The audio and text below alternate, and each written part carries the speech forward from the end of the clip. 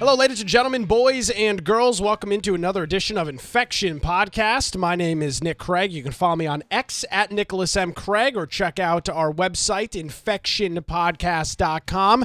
Joining me with all this fancy video production, really far zoomed out, Brian with an I, Aldridge. Brian, what's going on? Hey, not too much. Of course, if you want to find me, you can find me at Boyce Computer on X or at Brian Aldridge on Gab, Getter, Truth Social, and what other various places. So Nick, did you have something you wanted to steamroll into here in the beginning, or do you care? So I made a great confession during the pre-show when you were setting up your video feed that I have had such a busy day that I have not even, Brian, I'm a terrible co-host. I've not even glanced at the show notes. So, all right, so I am I can just steamroll us through. You are the captain. I do know about some of these topics, but I will admit, Brian, what you've come to expect from Infection Podcast is full transparency. Like the Biden administration claims they're for transparency. They're full of it. Yeah. We are transparency. I'm going to be completely transparent with our illustrious audience here tonight. Well, we'll take this and we'll steamroll through. We got it. All right. Okay. So let's talk about Discord here for a minute, because there was something that actually came up with Discord here in the last week or so, as far as public knowledge. It's kind of interesting. So there were 620 million users who had their messages scraped and sold on Discord. That's not good. Which could be people use Discord for all sorts of things, all sorts of content. And so this could be something that could be maybe sensitive for some people, or having conversations that maybe they don't want people to know about. They said Discord has said that it has banned the accounts responsible and was considering legal action. The report, this was by 404 Media, they claimed that over 4 billion public messages, including voice data of up to 620 million users, has been scooped up by bots across some of the Discord's biggest servers. Bots like Minecraft bot or Minecraft server, Among Us's official server. So I actually read this. So what happened is, and I don't know that we have our own bot in our channel, but there's these public bots, Brian, that you can invite. We have a private bot. We do. Our main bot is a private bot. It's a private bot. So you control that. So we don't have to worry about that. But on these channels, there's these public bots, like in Twitch chats, there's MooBot and Van this and all these various bots that do post messages and do all these fun things. Apparently, it's some of those bots that had access to all of these servers that I guess were, scraping sounds like you're doing something nefariously, but these bots were invited and given access to all of these servers. Logging everything that happened. Same thing with our server to a point, because everything that's talked about in a channel that the bot is in goes to a log that if I chose to, I could say, save this log into a file. Sure. I could. I don't, you don't, because it would be a lot of data.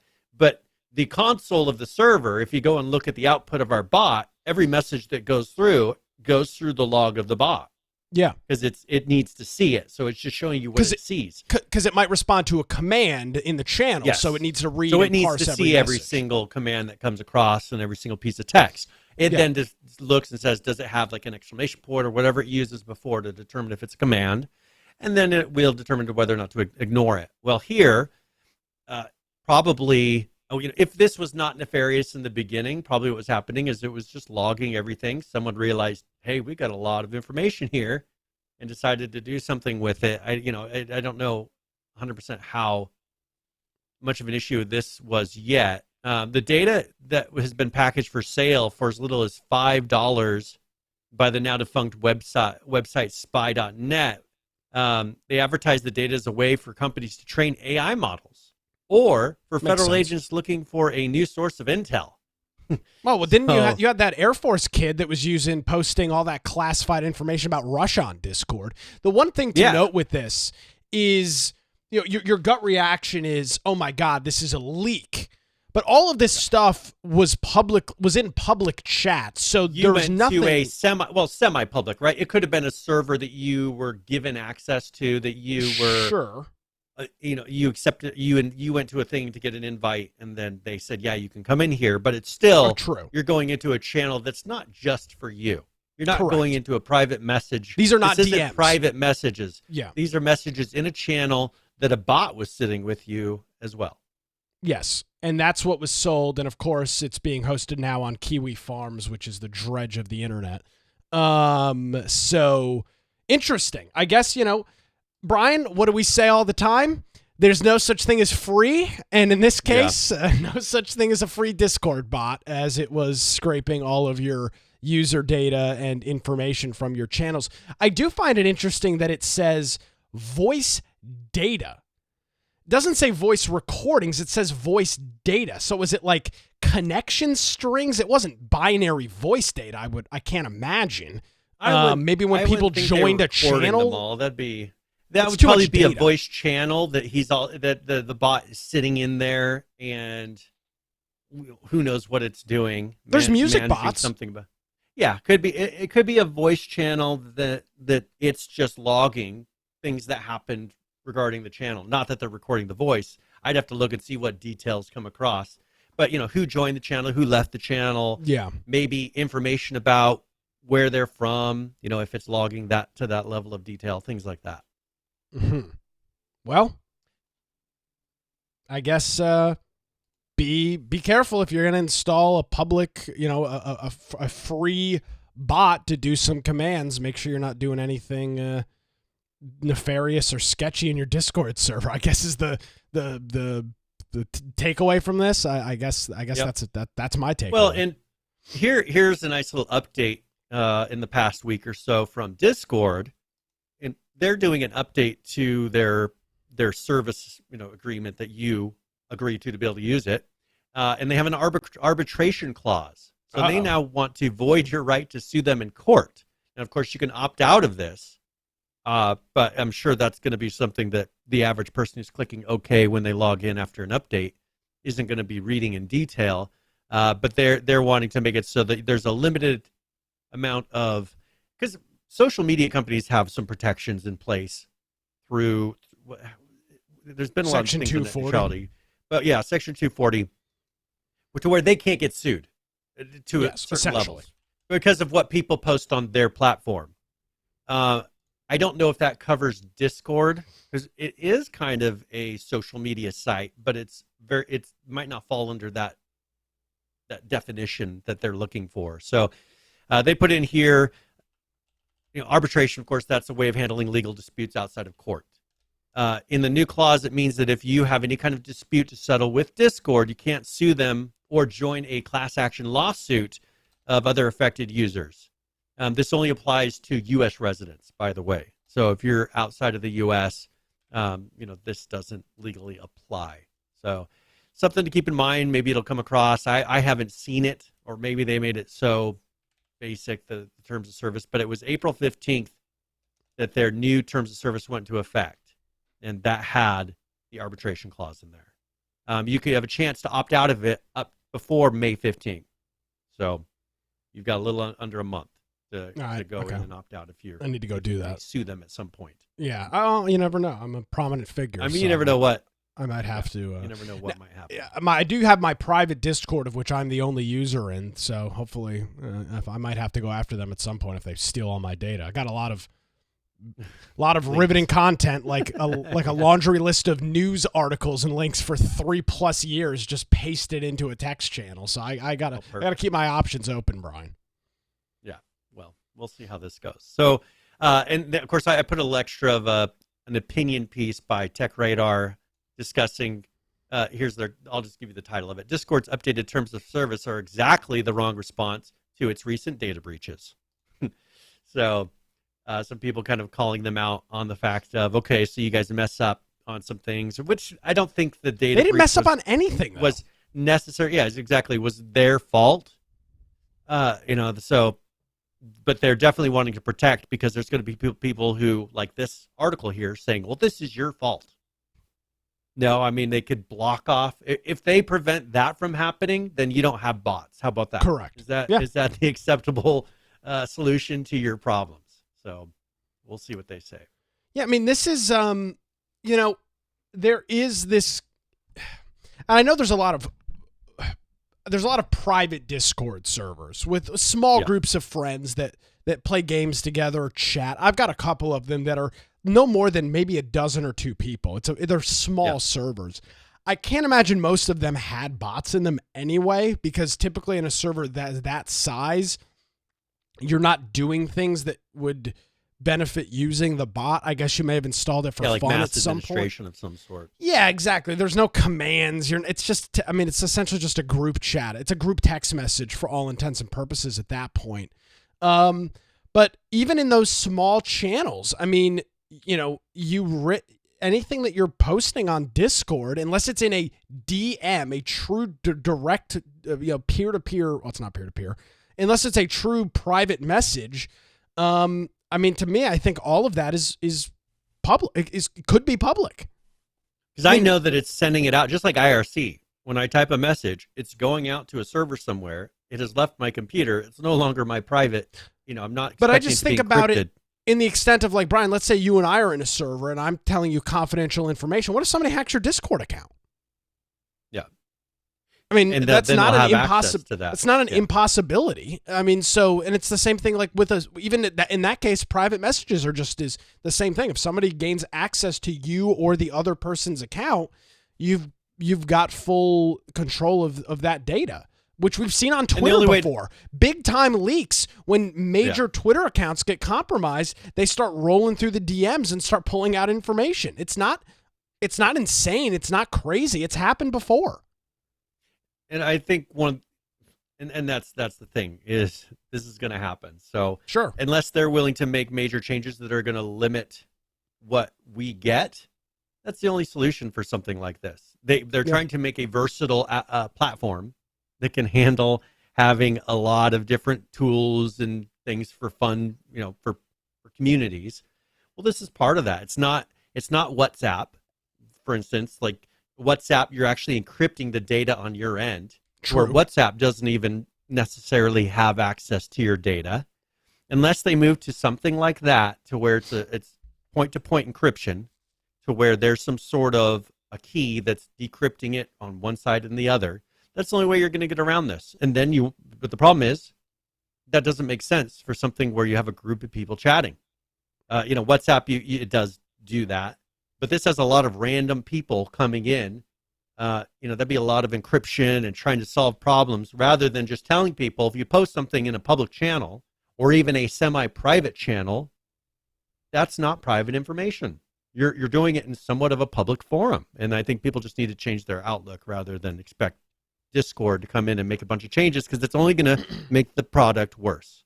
It's only going to take away things that you appreciate. And if you want something that's truly private, switch to a different platform that's made for it. Well, and it's funny. So the way to opt out of this, did you see the way to do this? I haven't seen the opt out. You have to send them an email to opt out. So they try to make it as difficult as possible. Oh, damn straight, because they're now opening themselves. If in the future, if there's major, if you don't opt out of this and you open yourself up to forced arbitration, it means you can't sue them. Essentially, you'd have to take it to arbitration before you couldn't file a civil suit I guess you could file a criminal suit. But you're forced into arbitration before you can begin any sort of legal challenge against them. So there's a link in this Tech Radar article. This Twitter account has a link of a template email and what you need to send in that email. So for folks that want to do that, there'll be a link to that in the show notes over at infectionpodcast.com. Very good. All right. So we had another thing, and I don't know, Nick and I were talking before. I'm not sure if we had mentioned this a little bit at the end of the last show. Yeah. But the FTC, we always love the FTC. Lena Card, ladies and gentlemen, the worst FTC chairwoman that the country has ever seen. Lena Card, she's terrible. Yes. And so they have they voted to ban non-compete clauses. Yeah. My company has non-compete clauses, or did, and that's because we get contracted out to clients, and they don't want those clients turning around and saying, hey, well, we'll hire you from the company that, is contracting with us. They just want to avoid that, to where they're not grabbing people. Now, you can say, well, that's not fair, or that is fair. That's what they choose to do. I think from this, that won't be a legal option anymore for them to. Do you have a non-compete? I think I do. I think that the clients have a non-compete with me. No, it's not. No, you have to have a non-compete.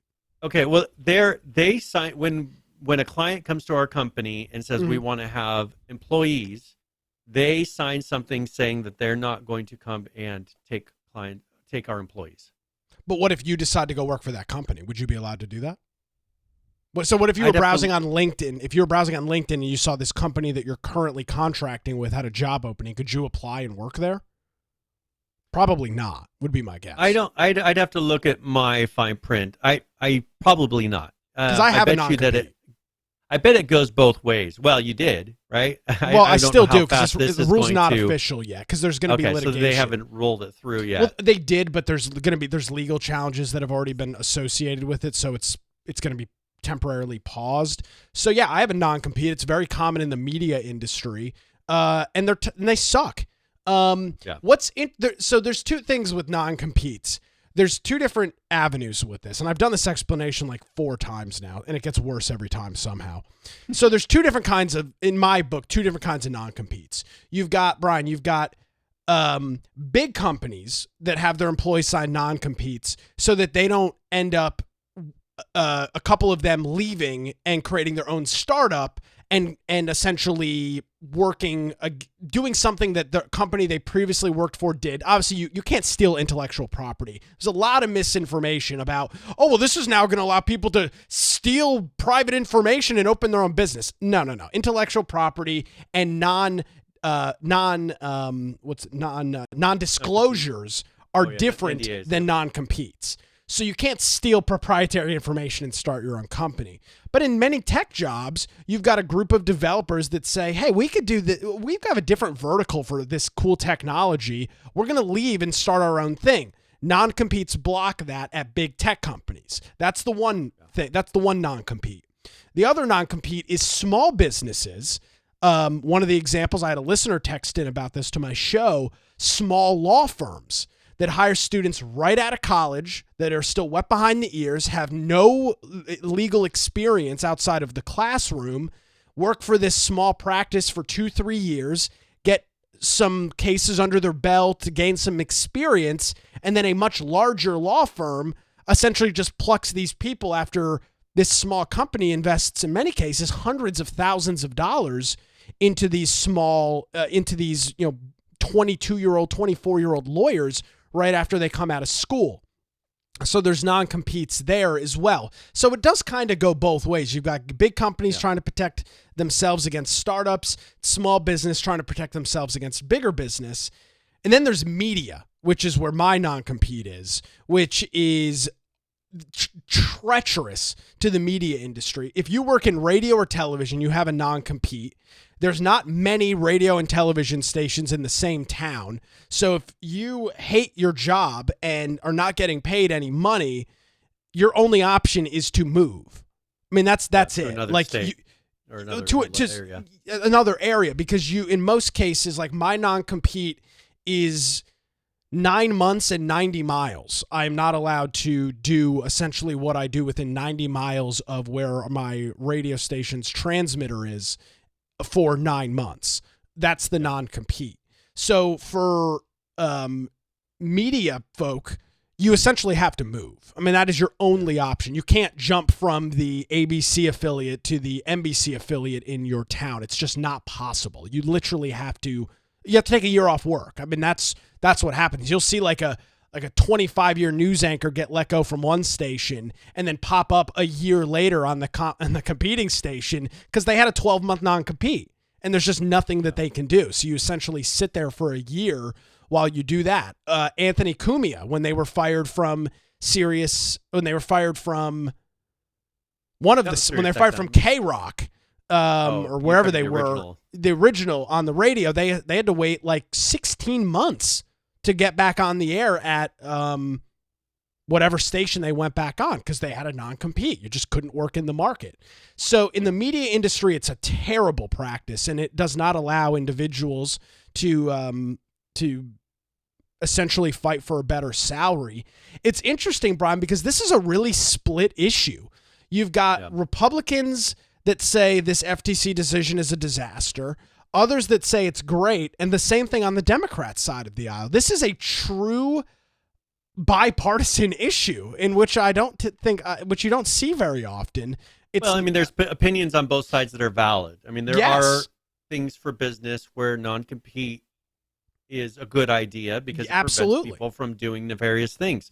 But there's also ones where, as you explained, it just, sure, it's purely for the benefit of the business, but it's not for the benefit of the employee in any way.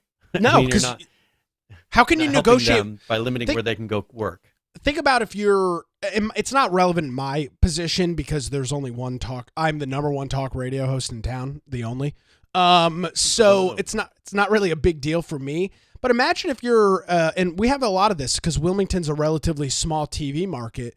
You're a 25, 26-year-old. You're not making a whole hell of a lot of money. You're just, journalism media doesn't pay anything anyway. And what kind of negotiating power do you have when you're trying to fight for a salary? We're going to pay you this, or you can essentially move somewhere else. I mean, those are your two options. You can't say, well, Channel 8 across town is offering me $20,000 more a year. They say, okay, do you have a 12 months worth of money in your savings account to live for a year and hopefully this company still hires you? The answer is no. So you move across the state or move across the country. It sucks. It's a really terrible thing in the media industry. Well, they do have one caveat to this, to where if you are a senior executive in a policy-making position who says substantially more than $150,000 a year, but this is one that I guess is allowed to still have that. And I can understand to a point. If you have a person at that level, will have a lot of internal knowledge of a company that could be very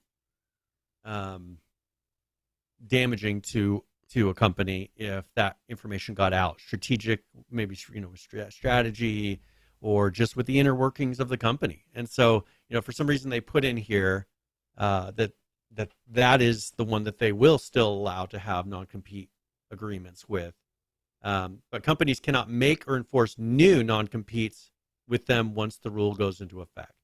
Yes. So this is the existing non-competes that are there. They're going to keep them for those specific positions, but you can't create new ones. Yep.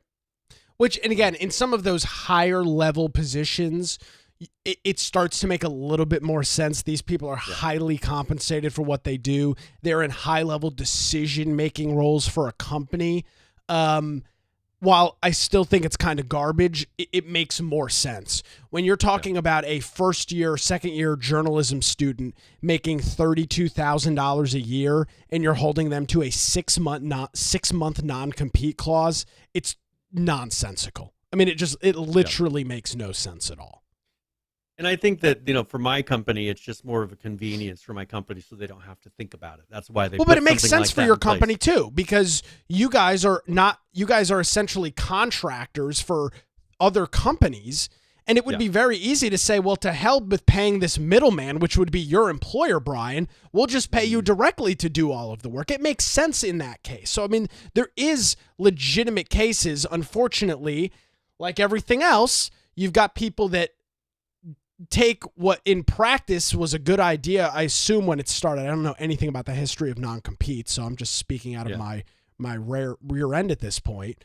But what I can presume was a good idea to start has now been used by individuals to essentially stifle your ability to work, which in many, by the way, if you were in a right to work state, which Idaho is not and North Carolina is not either, non-competes were non-enforceable. If you were in a right-to-work state, which there are like 17 right-to-work states, they were not-enforceable because you constitutionally, under the state's constitution, have a right to work. A right-to-work state. Okay, well then they're not-enforceable anyway. Yeah. Like you here, you can't be enforced to join a union. You can't do a lot of those things. So, but yeah, they this is still, as I said, it's still rolling out. I don't know what effects this is going to have on the job market. It's going to have huge effects, massive effects, especially in 18% of people right now are under these contracts. Which I thought was a super high number. I thought this was much, much smaller than that. I had a guy call into my show, and I don't know if this is a non-compete or not, but he mentioned, okay, so Brian, like you and I own a plumbing company. Two different plumbing companies. You're ready to retire. You're ready to get out of the business. So you come to me and say, hey, Nick, I'm selling my plumbing company. I'm done. You want to buy it. We come to some sort of agreement. There is something that you would sign, or I would make you sign, that would say, okay, I'm going to buy your company, but you cannot operate a plumbing business for X number of years or X number of months post the person buying it from the other person. Yes, so that the point would be that you or the person selling it can't turn around and all right, here you go. Here's all my clients. Open a new turn plumbing around and take them back. Yeah, essentially, and then just open a new plumbing company. I got a call about that. I think that might be something different. I'm going to be honest. I'm not exactly sure. So yeah, they're again. This is one of these. But weird even in things. that, you're buying their client list. That's really what you're doing. Is just buying their client list. As long as they're not then immediately calling the client saying. But see, hey, that would be the issue. If I spend $2.5 million buying your company, and then 3 weeks later you start Brian's new plumbing company and call all of those same customers that I just paid $2.5 million for, I'm gonna come kill you. I mean, that's going to be the solution to my problem there, because you're at that point you've screwed me, because I don't have the client list is all going to, of course, stay with you because you're the one they have the relationship with.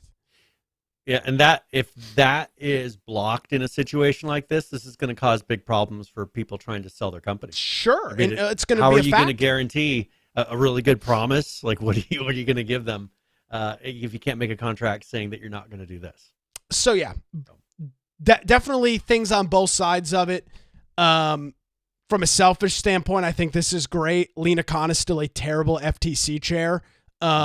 So yeah, that's what's going on in the wonderful world of non-compete. Brian, we are the 18%. I'm very, very excited for both of us. Yeah, we fit into there. Yeah, finally. All right. Do you want to talk a little bit about? We've got some Microsoft news, Bethesda things. What's going on over there? Kind of interesting. So. I talk about France every once in a while. Do you remember what I say about France when it comes to business? They're losers. That it's a horrible place to have a company. Okay. Same difference, yeah. Okay. because you can't fire people. I mean, this is what I always come back to. You can't fire people in France, and so they don't hire young people because you're stuck with them, and young people tend to be really lazy. And so, well, they tend to be. Not everyone is, but if you know most people. Verifiably lazy person, I take absolutely no offense. And so Microsoft, from what we can tell, is closing Bethesda France. And so this is something that to me makes total sense. They put out something. There was news trickling out through LinkedIn and various places on Twitter, and it looks like that they're closing that, and that makes total sense to me. It's not a huge office, but if you're going to close down an office, it'd be in the place where you can't lay these people off. If you can't lay people off because of the laws, what's going to end up happening to your whole company? They're just going to shut down your whole office because they can't lay off people like they're doing in all the rest of the world. And so everybody in your office loses their jobs because they're cutting 1,900 jobs. In this particular area is focusing on Bethesda France.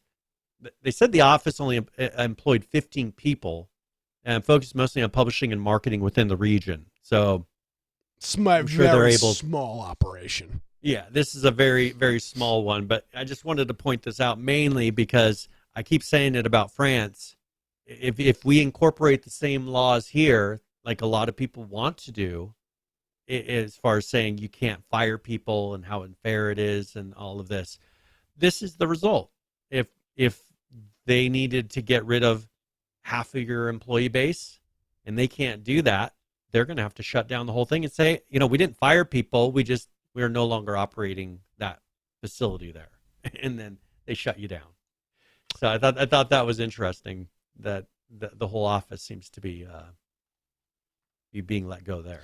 Yeah, well, I mean, obviously, I'm sure that's part of it, and then the other part of it, of course, would be the fact that as these companies look at cutting costs because they frankly don't have a choice, they look at these small offices, which, I mean, 15 people for Bethesda is nothing. I mean, this is a major company. I mean, it's cutting 1,900 jobs overall. Overall, so that's a lot. But I'm saying in 15 is such a small number of people, and they say it was mostly local marketing. So these were marketers. These weren't developers or anything like. It still sucks. I mean, people lose their jobs is never a good thing. But this is unfortunately part of the environment. Brian, I just saw this tweet come in while we were doing the show as I'm multitasking. 43% of small businesses were unable to pay their rent in full in April due to economic headwinds. 43% of small businesses unable to pay their rent. And, that's because most small businesses are essentially robbing Peter to pay Paul. You're constantly floating cash. That's just the way that small business works.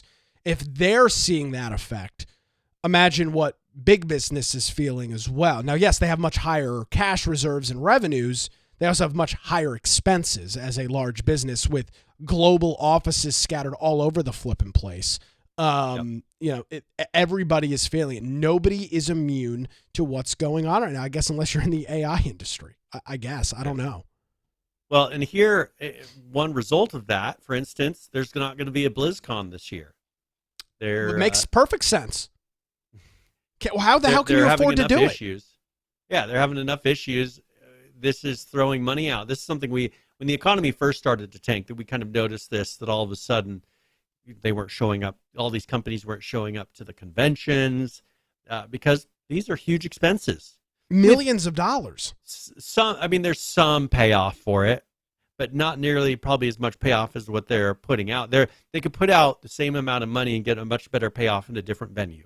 There's no payoff. Hold on a second. I'm going to argue with you. There's no payoff. There's a few people, their word of mouth gets out a little bit, videos get released, but they could do it in other ways. That's what I'm talking about. Let me talk about the big companies, though. Let's look at Microsoft, for example. Mm-hmm. What is the benefit of them going to E3? They spend $1 gazillion on a thing. They're not selling any products. Everybody knows who Microsoft is anyway. They have their own marketing. I mean, they've got a gazillion-person marketing department. What is the benefit? They can post something online and create their own event, and that's what Nintendo did a decade ago. As many people, yeah, Nintendo Direct, very successful, and the cost non-existent. BlizzCon is their kind of direct, but what big releases do they have?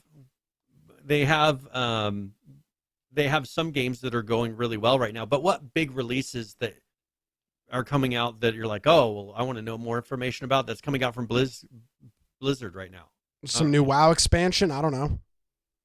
Yeah, I just don't. There's not the news. All the companies are scaling back, canceling releases. Do you think now's the time to spend a bunch of money to talk about something that's not going to release? Talk about things that aren't actually happening yet? Yeah, I mean, they said that their 2024 lineup, which includes World of Warcraft, The War Within, which is obviously DLC, the first expansion to Diablo, and the first expansion to Diablo 5. Yeah. So those are the two things they would talk about. They have a huge player base. Diablo is one of their biggest money makers right now. People are sitting and waiting. If you play WoW, you're waiting for this expansion. They don't need to go and tell you it's going to come out.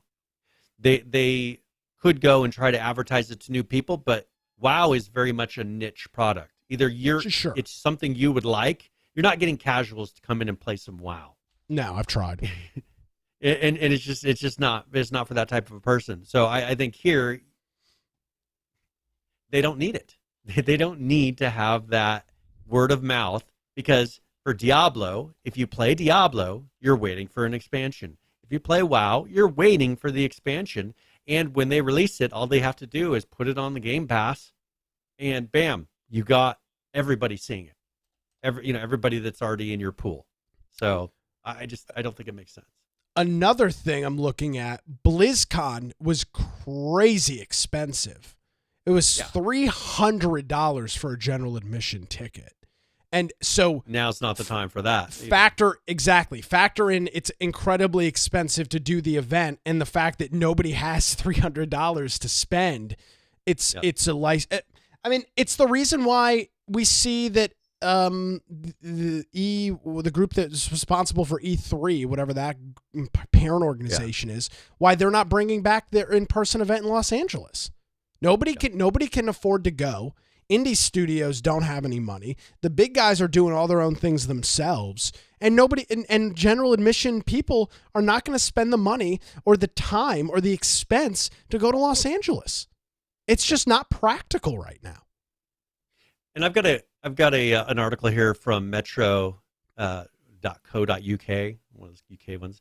But the boss of Saber Interactive, he makes a prediction that he thinks publishers are going to stop trying to charge £70, or the equivalent of $70 in the US for new video games, as they're having to rein in these budgets.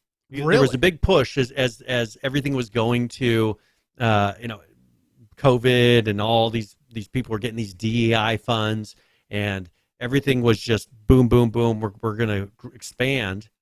And they were like, yeah, and we're going to charge $70. And everybody's like, okay, yeah, we can handle that. Well, now it just doesn't make sense. They mention it here, like Spider-Man 2 costs a fortune to make, but it's being outsold by a AA title, but Helldivers 2. Oh, Helldivers is crazy popular, yeah. Yeah, and so I think that they're realizing that people are in a position now to where they're not always going to pay $70. $70 may be enough to say, you know what, I'm going to skip this Spider-Man, this new Spider-Man game that came out. Yeah. $70 makes me question whether I want to go buy something or not. At $30, I'm willing to buy most games. There's games that'll get away with it. For example, Grand Theft Auto, they can charge $70. They're going to charge a lot, yeah. And Call of Duty, they can get away with charging $70. Zelda, maybe. Well, that one just came out. I don't know if that was $70 or not. There's a handful, or maybe a couple of handfuls of titles that are going to be able to justify a $69.99 US price tag, and that's it. I mean, everybody else is going to have to go back to $59.99. It's just too expensive. And yes, Spider-Man, obviously, very popular IP, very popular games. But to the level of people are willing to spend $70, I don't know. Yeah, I don't know. I think right now is not the time. Does that mean you go and drastically change all the prices of video games? Not necessarily. I keep hoping that the economy is going to improve. We are not. We had to tell my son, one of our boys, if nothing changes, nothing changes. You got to make changes to expect something different, right? And so here, the economy is pretty much doing the same thing. We've not had any major changes that indicate to me that things are going to get better.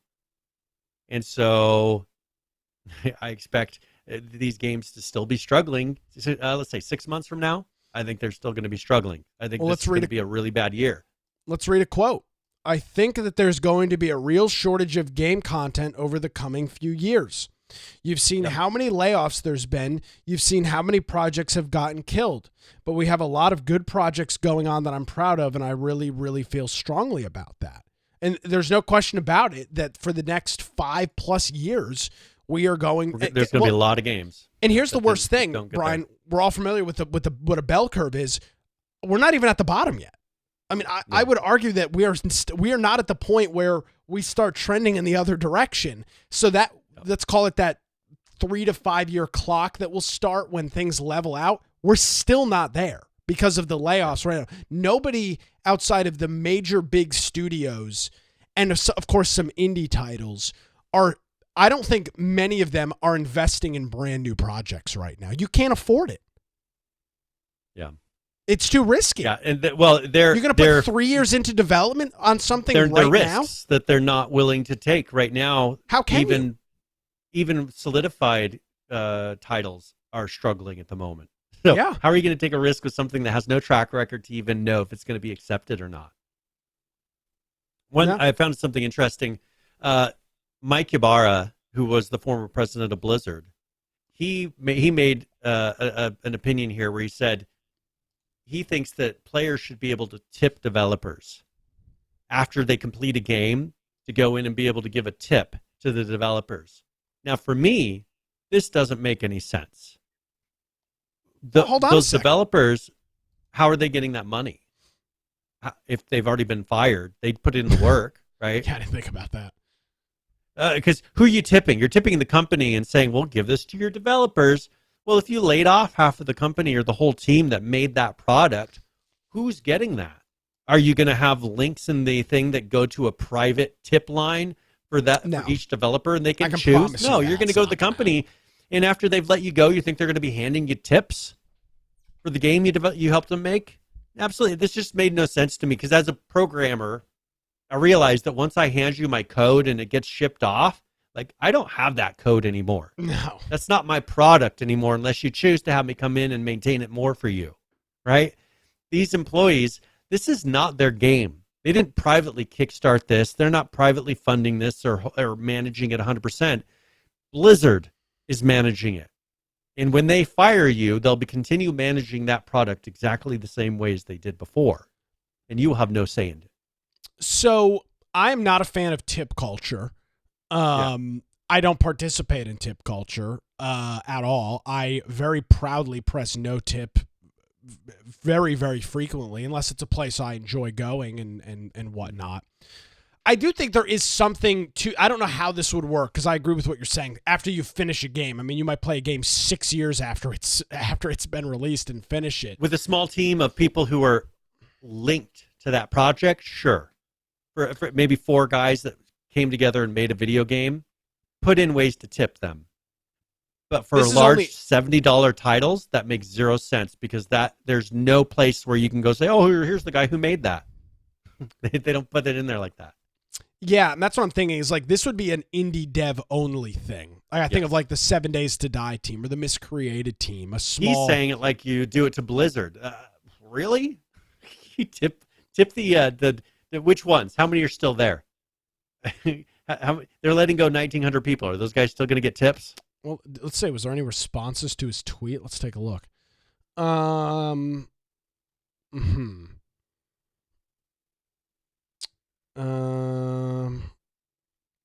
Yeah, there's really not anything in here that's super interesting.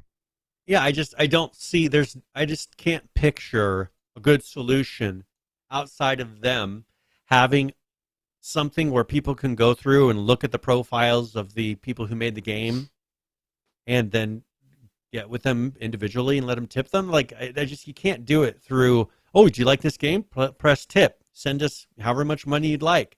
We'll make sure somebody gets it. Right? I mean, who's going to get it? There's no way you can guarantee that the group of individuals who made that game are going to get that money. Yeah. Sounds great in concept. People roll off under their teams when the contract's done, when the title's done. They go off to different things, and there's a lot of churn and movement in the video game industry of employees. It's just it just didn't seem possible to me to have this done in a way that wasn't going to be totally pointless. Because if it's going just to Blizzard, why are you tipping Blizzard? I mean, say I wanted to pay more for your game. I mean, who's saying that? Literally nobody. I mean, yeah. I can't fathom the person that exists. So that's where I just say it didn't make sense to me. Now, with maybe it's a hotshot person who's in charge of the title. You know, for instance, like the one we were talking about where it was his wife who was one of the models for it and the art director. Remember that one, Stellar Blade? Yes. That's a small group. There's an individual who created the whole concept, and if you wanted to tip him, I'm sure you could create a way to tip him. He is tied to that product. But random people who help do coding here and there, they're not tied to that product whatsoever. They could go somewhere else tomorrow and no longer be linked to that company. That's where it doesn't make sense to me. Yeah. But that's who they want to tip. They are these lowly developers, as they like to put them, you know, that need a little extra money because they live in San Diego and have, you know, $3 million house. San Diego, as we like to refer to it, Brian. San Diego. Okay. Well, yeah, I mean, gut reaction sounds like a great idea. Obviously, as you've just laid out, it's not practical in even the slightest sense. It'd be cool if they could come up with a way to do it right, but I can't envision in my mind a way to do it. What company is? Right. I mean, let's be perfectly honest. What company is going to invest in a serious way to tip people that may have? What do you do? Blockchain would be the only way to do it. Give everybody their own Bitcoin wallet and do it that way. So that it stays with the person out from the company in a way you just would have to come up with a crazy system to do it. Yeah, and for what benefit of the company? And let's be honest about this. For the company, there is of no benefit to them. They are not in the business of that. Whether you like it or not. I mean, this is one of those. Oh, that's a good idea. That's a cool idea. But it's the company knows, or he knows going into it, that it's not ever going to happen. Well, it's just because it just doesn't make any sense. There's no business sense to it for the company. I mean, that would be like me going on the air and begging for money. I mean, my employer wouldn't put up with that. It's like it's not a practical. You like what I said today? Go tip me.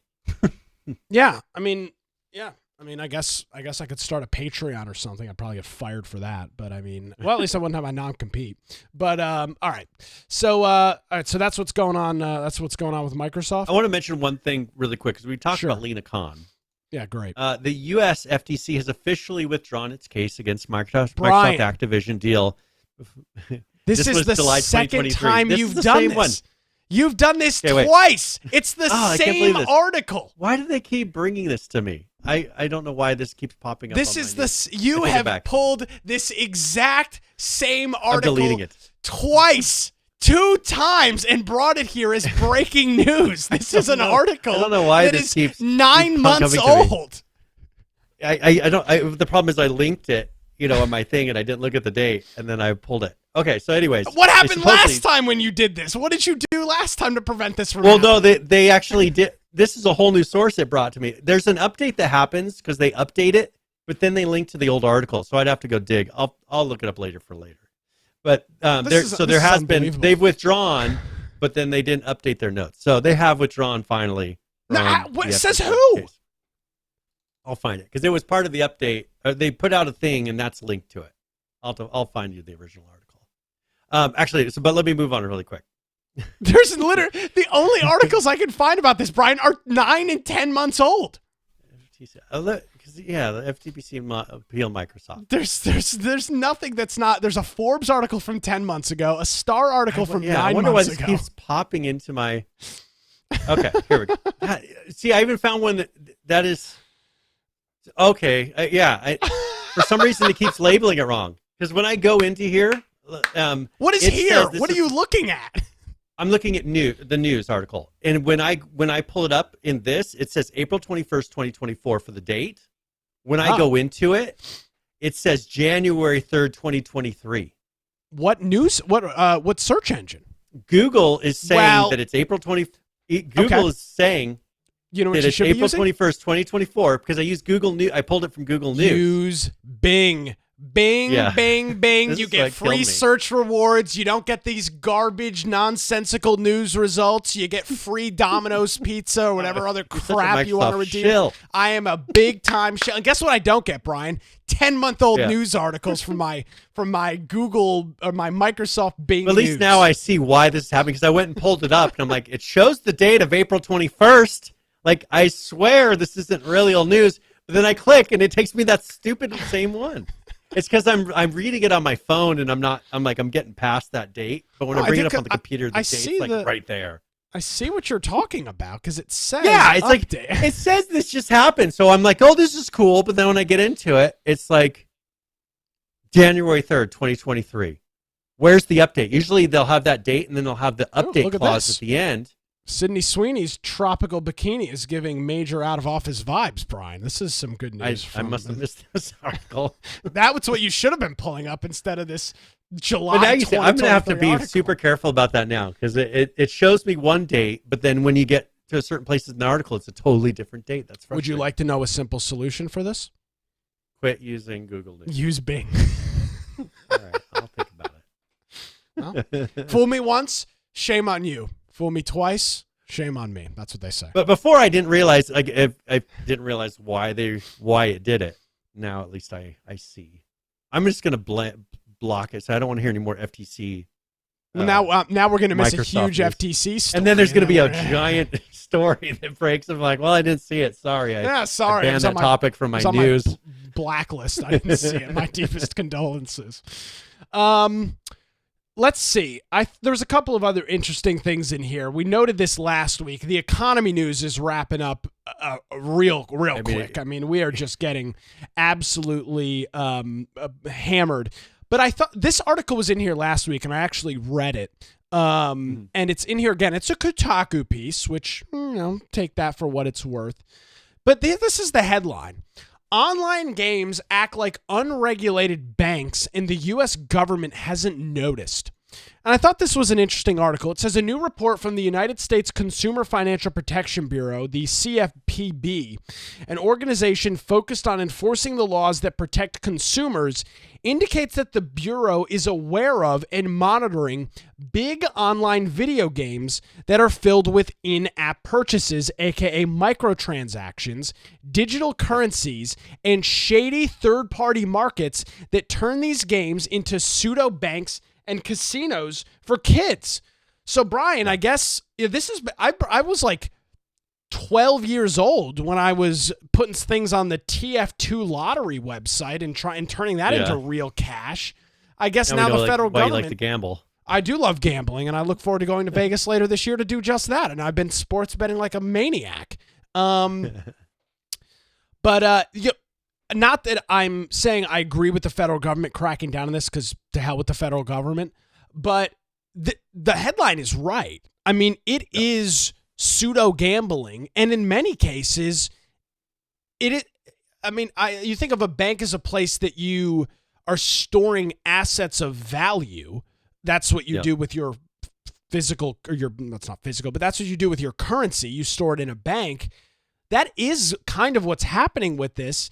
And you could see, and we have seen in the past, instances where something happens with a game, they crash their economy, as it's known, and people lose hundreds of thousands, if not millions of so-called dollars. Now, that's all intrinsic value, but that's the risk you take. Because if you look, this happened with H1Z1 back in the day when they had all these kind of fake value on these skins. They changed their whole system, and it tanked the value of that whole market. The market didn't exist anymore because they redid it, right? So I think it's kind of a similar thing. And this Robux, Fortnite, their dollars that they have, like these all to kids, that's like real money. Yeah, it is. You can go get a card that has those funds. They're converting from US dollar to Robux or to your Fortnite cash, and that's now in the new form. You could do the exact same thing with Bitcoin if you wanted. So I can understand their mentality of you've created this currency that has a value on your system. People are buying and selling objects. I can see how the government would want to come in and possibly regulate it, because you are teaching these kids to a point to gamble, and it would be regulated in other forms. So I don't know that I agree with your assessment that you're teaching kids to gamble. I think depending on the game you're playing, with some of them, especially in Roblox, there's a lot of little games where you can put in currency and do different things. That fair is less regulated. Fortnite, I think, is more regulated. You can't really trade and do things with your currency. I think of GTA as an example with their shark cards. I mean, that's an instance where you buy the card, you put it in the game, and you buy things in the game. The virtual currency in the game. Yeah, but I'm saying you use it to buy vehicles and stuff like that. I mean, and is there some level of pseudo gambling is what I'm going to call it? Yes. I get really on edge when I hear anything with the federal government and them trying to crack down what I want to do as a consumer. Now, again, from a consumer protection standpoint, I can kind of see what they're getting at. Especially with this administration, Brian, could you not see some terrible rulemaking that essentially kills and now, some folks might say, yeah, kill microtransactions. Sure, let the consumers decide to kill microtransactions by not participating. What I don't want or need is Lena Khan coming in and killing microtransactions on my behalf. Brian, I choose not to do microtransactions. I never have. I may in the future. I just have never really had a reason to. You did. Yeah. You enjoyed playing a game with Vainglory. You decided you wanted to do microtransactions. You had the right to do that as an adult. And if you wanted to take your entire life savings and dump it into a smartphone game, who am I to tell you you shouldn't be able to do that? I mean, that's the libertarian side of it. It's like I can't agree with that at all. And that's exactly. And I think that here we currently have an administration that feels like it's their duty to have a say in all of this. I get worried. I mean, for instance, there's a company that's based out of Idaho, Albertsons, is looking to have a merger with Kroger, right? Yes. It's another chain. Grocery store making them for folks out of the U.S. Yeah, grocery store. And so they're making them sell like 100 locations to be able to do the merger because they're worried that they would be too big. It's like, why should that be the government's say to say you have to become smaller to be able to merge? Isn't the goal of a company to continuously grow, to get bigger, become more successful? And then you have the FTC coming in and saying, well, that would be too successful. You know, this is something my wife and I discussed. It's like, where do you have the right to come in and say I have to sell locations to be able to do this merger? That's just craziness to me. And that's the libertarian, as you said, the libertarian side of me says, well, that's none of your business. If I have a company I want to grow, I should be able to grow, you know, by whatever legal means possible.